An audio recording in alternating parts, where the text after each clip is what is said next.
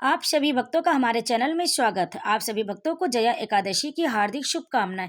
भक्तों, आज हम सुनेंगे जया एकादशी की व्रत कथा और आरती। तो भक्तों, वीडियो में अंत तक बने रहें और पुण्य की प्राप्ति के लिए इस व्रत कथा का अंत तक श्रवण करें। और अगर आपको हमारी वीडियो पसंद आए तो लाइक जरूर करें, शेयर करें और कमेंट में विष्णु भगवान की जय लिखकर हमारे चैनल को सब्सक्राइब जरूर कर ले। तो भक्तों, आइए सुनते हैं जया एकादशी की संपूर्ण व्रत कथा। धर्मराज युधिष्ठिर बोले, हे भगवान, आपने माघ के कृष्ण पक्ष की षटतिला एकादशी का अत्यंत सुंदर वर्णन करते हुए सुनाया। आप स्वदेज, अंडज, उद्रिज और जरायु चारों प्रकार के जीवों के उत्पन्न, पालन तथा नाश करने वाले। अब आप कृपा करके माघ शुक्ल एकादशी के विषय में भी बतलाइए। इस एकादशी का क्या नाम है तथा इसके व्रत का क्या विधान है, इसकी विधि क्या, इसका व्रत करने से किस फल की प्राप्ति होती और इसमें कौन से देव का पूजन किया जाता है। कृपया यह सब विधान पूर्वक कहिए। श्री कृष्ण कहने लगे कि हे राजन, माघ शुक्ल एकादशी के दिन आने वाली एकादशी को जया एकादशी के नाम से जाना जाता है। इसका व्रत करने से मनुष्य ब्रह्म हत्या आदि पापों से छूटकर मोक्ष को प्राप्त होता है तथा इसके प्रभाव से भूत पिशाच आदि योनियों से मुक्ति हो जाती है। इस व्रत को विधि पूर्वक करना चाहिए। अब मैं तुमसे पद्म पुराण में वर्णित इसकी महिमा की एक कथा सुनाता हूँ। देवराज इंद्र स्वर्ग में राज करते थे और अन्य सब देवगण सुखपूर्वक स्वर्ग में रहते थे। एक समय इंद्र अपनी इच्छा अनुसार नंदन वन में अप्सराओं के साथ विहार कर रहे थे और गंधर्व गान कर रहे थे। उन गंधर्वों में प्रसिद्ध पुष्पदंत तथा उसकी कन्या पुष्पवती और चित्रसेन तथा उसकी स्त्री मालिनी भी उपस्थित थे। साथ ही मालिनी का पुत्र पुष्पवान और उसका पुत्र माल्यवान भी उपस्थित थे। पुष्पवती गंधर्व कन्या माल्यवान को देखकर उस पर मोहित हो गई और माल्यवान पर काम बाण चलाने लगी। उसने अपने रूप, लावण्य और हाव भाव से माल्यवान को वश में कर लिया। हे राजन, वह पुष्पवती अत्यंत सुंदर थी। अब वे इंद्र को प्रसन्न करने के लिए गान करने लगे, परंतु परस्पर मोहित हो जाने के कारण उनका चित्त भ्रमित हो गया था। इनके ठीक प्रकार न गाने तथा स्वर ताल ठीक नहीं होने से इंद्र इनके प्रेम को समझ गया और उन्होंने इसे अपना अपमान समझकर उनको श्राप दे दिया। इंद्र ने कहा, हे मूर्खों, तुमने मेरी आज्ञा का उल्लंघन किया, इसलिए तुम्हें धिक्कार है। अब तुम दोनों स्त्री पुरुष के रूप में मृत्युलोक में जाकर पिशाच रूप धारण करो और अपने कर्म का फल भोगो। इंद्र का ऐसा श्राप सुनकर वे अत्यंत दुखी हुए और हिमालय पर्वत पर दुख पूर्वक अपना जीवन व्यतीत करने लगे।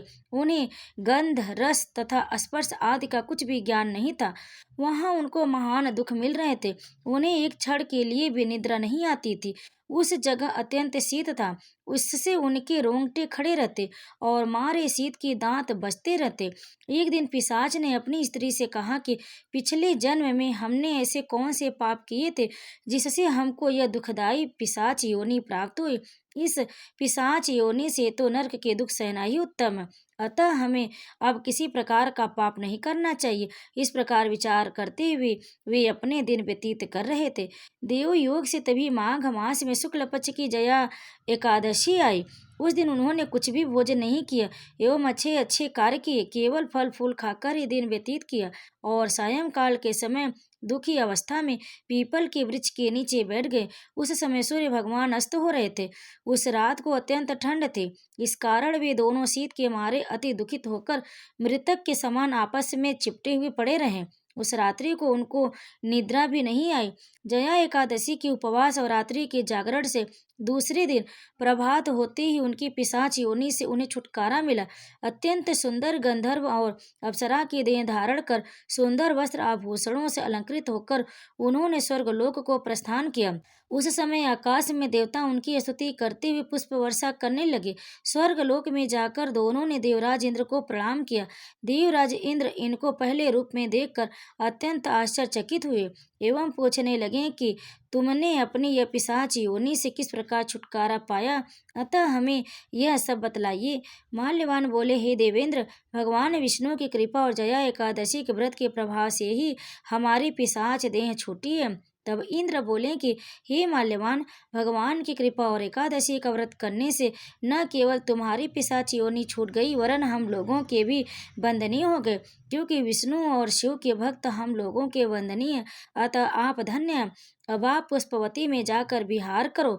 श्री कृष्ण कहने लगे कि हे राजन युधिष्ठिर, इस जया एकादशी के व्रत से बुरी योनियों से भी मुक्ति मिल जाती है। जिस मनुष्य ने जया एकादशी का व्रत किया है उसको मानो सब यज्ञ जप दान आदि कर लिए। जो मनुष्य जया एकादशी का व्रत करते हैं वे अवश्य ही 1000 वर्ष तक स्वर्ग में वास करते हैं। तो प्रेम से बोलिए भगवान विष्णु की जय। भक्तों, अब आइए जया एकादशी पर सुनते हैं भगवान विष्णु की आरती। प्रेम से बोलिए भगवान श्री हरि की जय, भगवान विष्णु की जय। ओम जय जगदीश हरे, स्वामी जय जगदीश हरे, भक्त जनों के संकट, दास जनों के संकट, क्षण में दूर करे।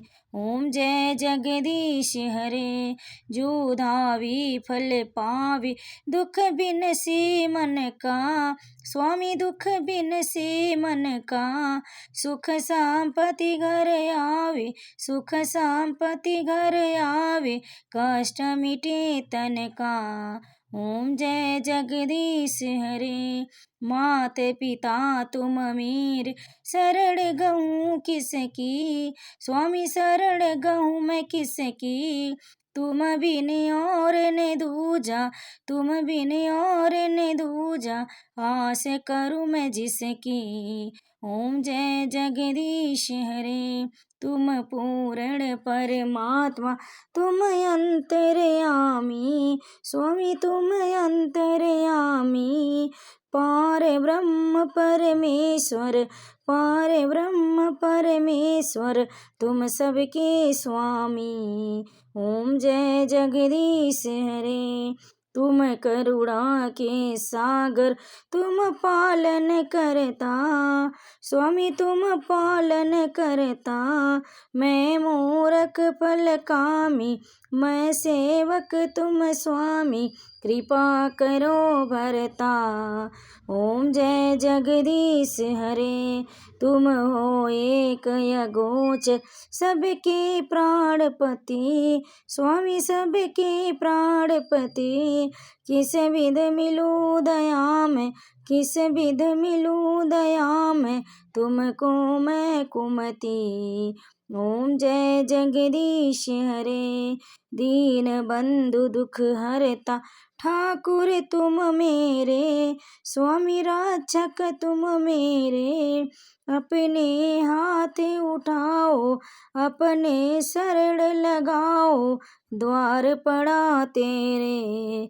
ओम जय जगदीश हरे, विषय विकार मिटाओ, पाप हरो देवा, स्वामी कष्ट हरो देवा, श्रद्धा भक्ति बढ़ाओ, श्रद्धा भक्ति बढ़ाओ, संतन की सेवा। ओम जय जगदीश हरे, स्वामी जय जगदीश हरे, ओम जय जगदीश हरे, स्वामी जय जगदीश हरे, भक्त जनों के संकट, दास जनों के संकट, क्षण में दूर करे। ओम जय जगदीश हरे, ओम जय जगदीश हरे। प्रेम से बोलिए भगवान विष्णु की जय, माता लक्ष्मी की जय। भक्तों, जया एकादशी की व्रत कथा और आरती को अंत तक सुनने के लिए आप सभी भक्तों का बहुत बहुत धन्यवाद। आप सभी भक्तों पर भगवान विष्णु माता लक्ष्मी कृपा सदैव बनी रहे। आप सभी भक्तों को जया एकादशी की हार्दिक शुभकामनाएं। भक्तों, अगर आपको हमारी यह कथा पसंद आई तो वीडियो को लाइक करें, शेयर करें और कमेंट में विष्णु भगवान की जय लिखकर हमारे चैनल को सब्सक्राइब जरूर कर ले। आप सभी भक्तों पर भगवान विष्णु माता लक्ष्मी कृपा सदैव बनी रहे। जय श्री हरि।